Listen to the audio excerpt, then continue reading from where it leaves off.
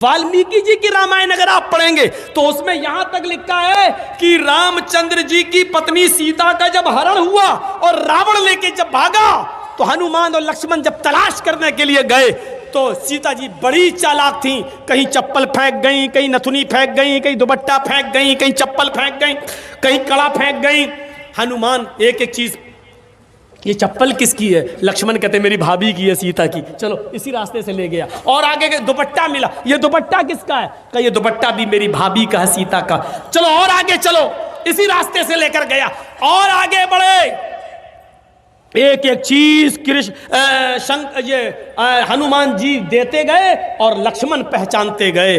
Last में नाक में पहनने वाली नथुनी मिली, नथुनी। तो हनुमान ने कहा ये नथुनी किसकी है? जल्दी से लक्ष्मण ने कहा अरे यार हनुमान जी ये नथुनी नहीं मालूम है, ये शायद मेरी भाभी की होगी। हनुमान ने कहा सारी चीजें पहचान गए, नथुनी कह रहे होगी। तो हनुमान जी के इस प्रश्न पर क्या जवाब दिया लक्ष्मण ने? हनुमान जी ये नथुनी अगर मेरी भाभी की थी भी तो मेरी भाभी नाक में पहनती थी, इसलिए मैं नहीं पहचान पा रहा हूं, क्योंकि मैंने आज तक अपनी भाभी का चेहरा नहीं देखा। कहा क्यों?